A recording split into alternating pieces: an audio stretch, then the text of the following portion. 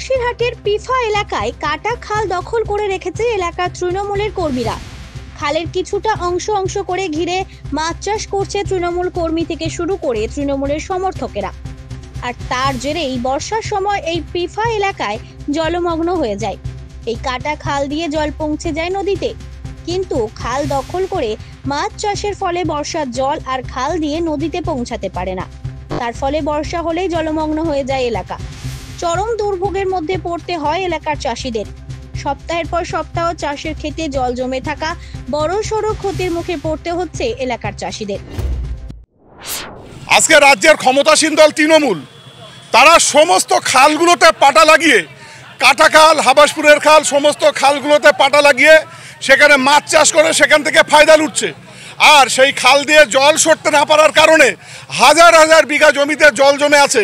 এবং ভুরকুণ্ড যেখানে আমাদের সুইচ গেট, সেই সুইচ গেট দিয়ে আমাদের অতিরিক্ত জল সরা এবং নদীর জল যাতে এলাকায় না ঢুকতে পারে সেই বন্দোবস্ত করবার কথা।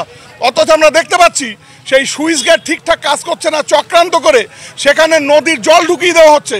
এবং এই নদীর জল চাষি এলাকায় ঢুকে যাতে চাষযোগ্য জমিগুলোকে চাষ করা না যায় এবং তারা আগামীতে জলকর করতে বাধ্য হয়, সেই চক্রান্ত শুরু করেছে এখানকার ক্ষমতাসীন দল। তাই আজকে সমস্ত স্তরের মানুষ, সমস্ত রাজনৈতিক দলের মানুষ এবং সমস্ত চাষি একত্রিতভাবে তাদের এই অন্যায় অত্যাচারের হাত থেকে মুক্তি পাওয়ার জন্য তাদের ট্র্যাক্টর সহ কৃষি সরঞ্জাম নিয়ে আজকে রাস্তায় নামতে বাধ্য হয়েছে। শুধু তাই নয়, এলাকার বেশ কিছু গুরুত্বপূর্ণ রাস্তা জলমগ্ন হয়ে যাওয়ায় দুর্ভোগের মধ্যে পড়তে হয় এলাকার বাসিন্দাদের। সমস্যার কথা প্রশাসনকে বারবার জানানো হলেও প্রশাসনের পক্ষ থেকে কোনো ব্যবস্থা না নেওয়া বাধ্য হয়ে পিফা এলাকায় বসিরহাট মালঞ্চ রোড অবরোধ করে বিক্ষোভ দেখাতে শুরু করেছেন এলাকার চাষি থেকে শুরু করে সাধারণ মানুষেরা। তাদের দাবি, অবিলম্বে তৃণমূল কর্মী ও সমর্থকদের কাছ থেকে খাল দখল মুক্ত করতে হবে এবং খাল দিয়ে যাতে জল ভালোভাবে নিকাশি হয় তার ব্যবস্থাও করতে হবে প্রশাসনকে। উত্তর 24 পরগনা থেকে সুকান্ত দাসের রিপোর্ট, জেলার বার্তা।